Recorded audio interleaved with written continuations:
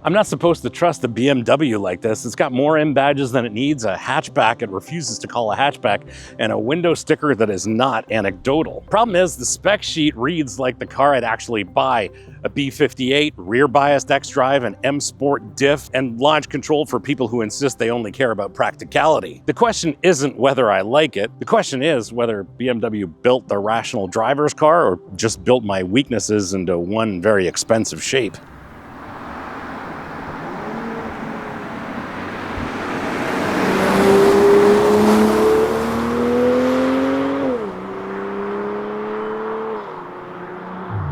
The B58 is the biggest reason this entire car is so difficult to argue against. 386 horsepower, 398 pounds of torque, and a 48-volt mild hybrid system that adds 11 horsepower, which kind of makes it sound like BMW found that extra 11 horsepower underneath one of the seats, until you realize that any semblance of any kind of low-speed hesitation is gone. This entire drivetrain is completely drama-free, except for the amount of acceleration that it'll actually produce. On a roll, between the corners, accelerating through the gears, it just compresses the length of the straight, completely ruining your objectivity. Using this 8-speed ZF automatic isn't so much a decision as it is a no-brainer, because ZF has perfected this gearbox. Around town, it's basically invisible, just happy to hang out in the background, but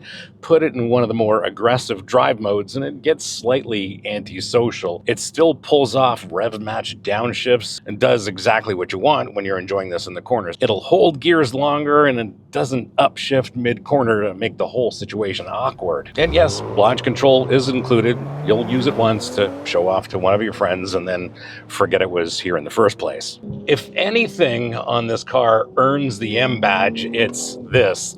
The M Sport Differential is just an incredible piece of technology. Look at this, wow. No trouble putting down power. And yes, it's part of the xDrive all-wheel drive system, but this is a rear drive biased system. And it's really the thing that separates this car from anything else in the category or even in adjacent categories. If you pick up the throttle hard mid-corner, the car just rotates. It does not want to plow. It does not want to understeer. It just wants to get you through a corner properly as quickly as possible. The rear axle takes the load first before the system ever thinks about engaging that front axle, and then that diff sends the majority of torque to that outside tire where it has grip, instead of letting the inside tire light up and waste all of that power and torque. There's all-wheel drive to save you from yourself. There's all-wheel drive to make you look better than you actually are, and I think you know which one BMW built here. This car is fitted with the M Performance exhaust, and it sounds fantastic. Starting this car up in my garage is one of my favorite things because there's just a little bit more attitude with the sound that comes from those tailpipes. If you are attacking the corners, you're at the upper end of the rev range and enter corner lift off the throttle, there are a few pops and crackles that are genuine and actually come out of the exhaust and give this car the proper attitude it deserves. But I do have to say, and this is one question for you, you're going to have to decide whether this M Performance exhaust is $3,000 worth of fantastic. A word about this hybrid system. Yes, it adds 11 horsepower and a little bit of torque and smooths out the whole stop-start operation, but it's really here to satisfy some sort of compliance number coming out of Brussels. But it works so well that this might be the only piece of compliance hardware I'd be willing to pay for. It smooths out the low end and low speed response so well that you forget that's not the reason why it's here. And yes, Brussels set out to cut emissions, but what they did was improve drivetrain response by accident. Subscribers get notified when the next episode drops. Everybody else leaves it to the algorithm. If you'd like to find out when our next episode hits YouTube, well, that's what the subscribe button does.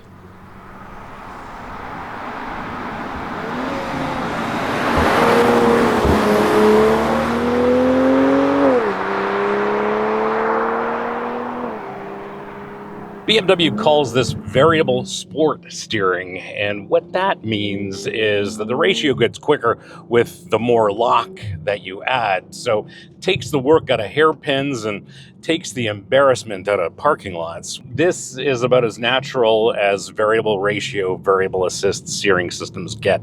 This is just excellent steering. If you're not used to it, for the first few drives, you're going to feel the steering doing a little bit of extra math, but once you become accustomed to it, it's completely natural. For the first few drives, it feels like it's doing a little extra math, like it's already read the corner and would prefer you to stop interfering. Once your hands and your brain recalibrate, this whole system just blends into the background. And who knows, you may even like it, but feel, on the other hand, is a bit rationed. The front end tells you where the car is going, but doesn't tell you what the tires are doing about it. This particular tester has the adaptive suspension, which I just find to be fantastic on all modern BMWs, and it remembers that old school BMW trick, which is impeccable body control without asking your lower back to pay for it. You turn in, the car settles, and it just sits there on the outside tires like the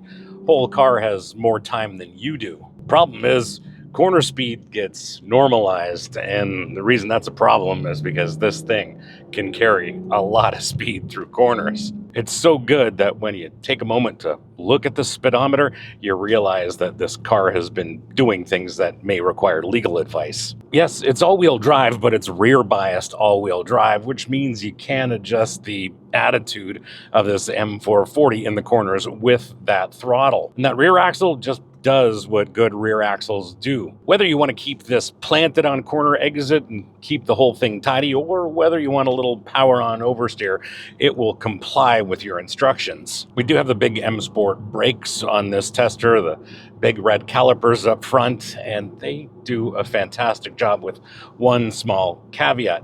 Bite is strong, pedal pressure is consistent, feel, control, modulation, all top-notch. However, unlike a full-blown M car where you can adjust the level of assist with the brake pedal, can't do that here. And what I find is that this brake pedal is tuned for a more street-oriented solution rather than a performance driving solution, which means the assist is a little on the high side, pedal is a little too light for my liking. But even so, I still have excellent control with that brake pedal. I just like a little less assist on it. Entering a corner on the brake pedal, this does exactly what you want. I can control the attitude of this car perfectly on that brake pedal. Emergency stopping situations, completely drama-free, and this thing stops incredibly quickly, and there's barely a hint that you've engaged ABS. And that's the other thing. When you are having fun with this in the corners, maybe driving a little quick, maybe requiring a lot of brake pedal pressure, well, the ABS stays out of your way until it's absolutely necessary. The interesting choice is the tire, because BMW spent decades defending run flats to people who hate them.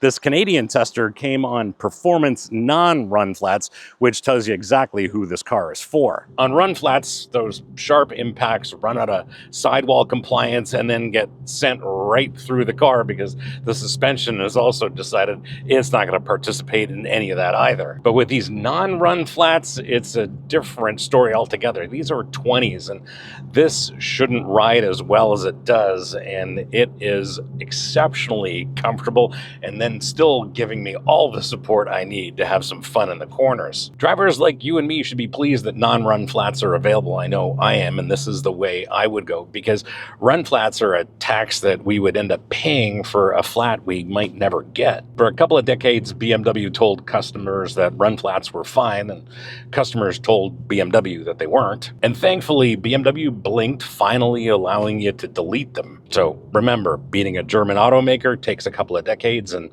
ends without an apology. If you want to support the channel beyond just watching, the link to the merch store is here, and your support there means more time for us to produce episodes like this and a little less time worrying about industry access. No pressure, just an option.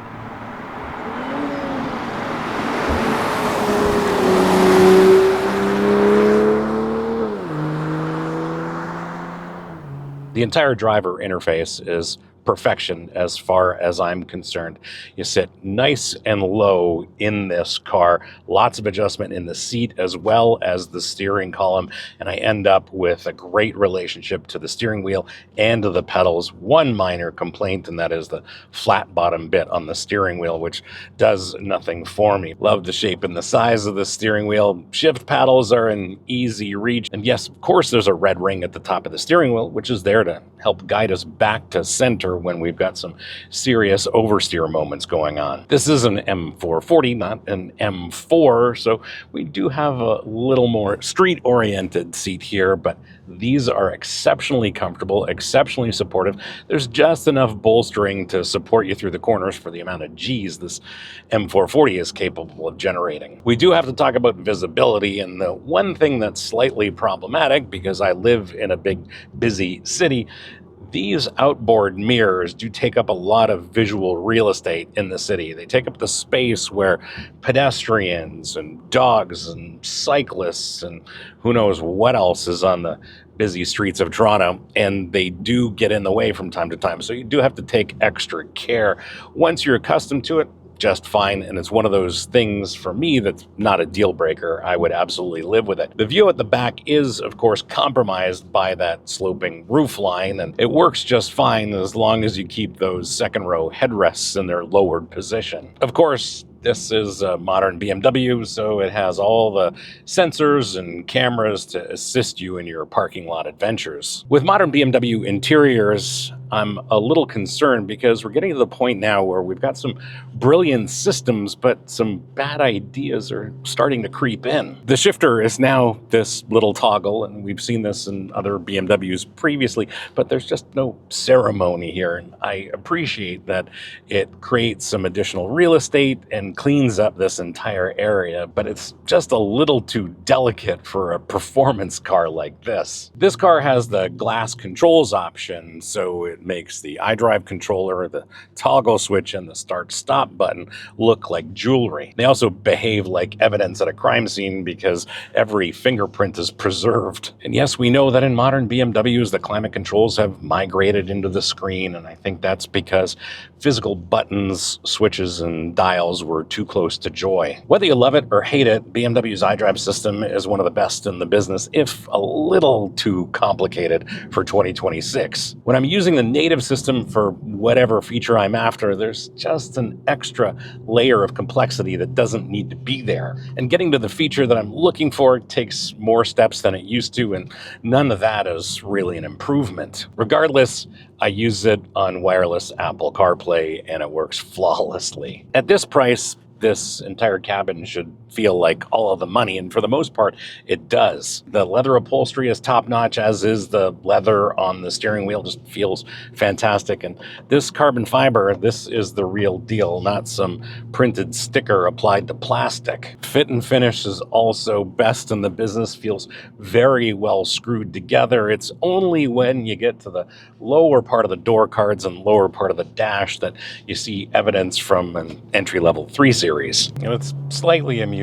You've got entry-level materials sitting a few inches away from materials that cost a fortune, and once you see it, you can't unsee it. It's one of those things that you intellectually understand, but then you completely forget about it after this car allows you to take the perfect line through your favorite corner. For me, the most persuasive thing about this car is the one thing they don't advertise. The Gran Coupe is a hatchback. A liftback, a 5-door, whatever phrase keeps the marketing department from saying the actual word, and this hatch swallows luggage or cargo that no sedan or coupe could ever pretend to. That's the thing, you're not going to use this as a people hauler. You can use it every single day without being punished for buying something quick. And if you think about it, most fast cars make you choose.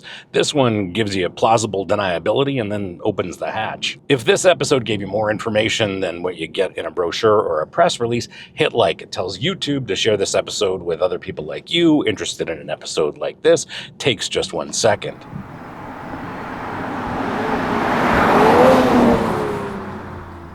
Press cars like this get open roads and short memories. Owners get the part after the honeymoon, which is where the useful information lives. The good news is the same thing everyone hoped. Nobody is lying awake worrying about the B58. It's the part they stop thinking about and may be the highest praise an expensive BMW can get. The money goes looking for easier targets. Out of warranty, owners describe the experience as binary, which is to say it's either flawless or suddenly very interested in your credit card. One owner shared a $1,400 dealer quote to change 2 air filters that otherwise cost about $70 and 30 minutes to change at home. After 4 years, the pattern is simple enough. Buy CPO or definitely take the warranty. That hatchback that both me and owners like so much comes with its own little invoice. What happens when you move the sedan's rear bulkhead?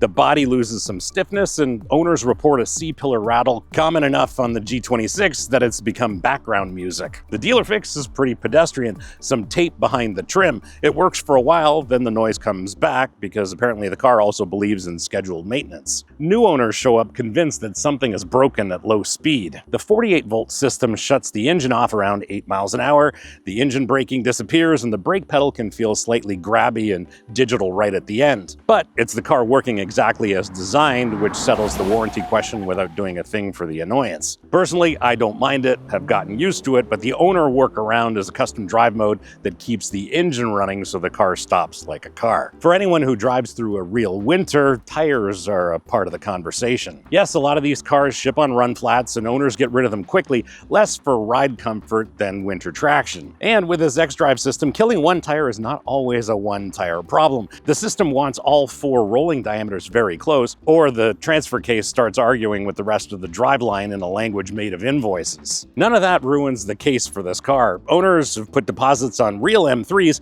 and backed out to keep the M440i Gran Coupe instead. That shouldn't make sense, which inconveniently is becoming the theme here. If you own one of these or have some quality seat time behind the wheel of one of these, let me know in the comments what I got right and what I got wrong, because real-world owner experiences are much more valuable than anything I can learn on a week-long press loan, and I always read those comments.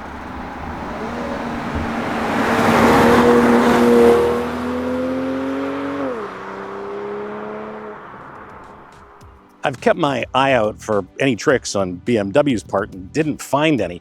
I expected a 4 Series with some delusions and a significant markup. What BMW assembled instead is a coherent argument made up of parts that were already right. The B58 was perfected years ago, and BMW is smart enough to still buy the 8-speed gearbox from ZF. Plus, the E-diff is the main thing that makes this car drive so well. All of it bolted to a body you can actually live with. The M badges aren't doing any of the work, the hardware is. The person this is for knows what he wants and lies to himself about it. Tells his friends that he wants something practical, and there's a spreadsheet out there full of crossovers with one cell that he keeps deleting and re-entering data in. It's in that cell that sits a fast BMW with a hatchback that he can pretend is sensible. And this M440i is the entry he keeps erasing. In some ways, it's for the driver who doesn't want to admit he wants a driver's car. But this one's dressed with enough cargo space and traction to call it responsible, and that fools no one but him. Sure, this M440i xDrive Gran Coupe is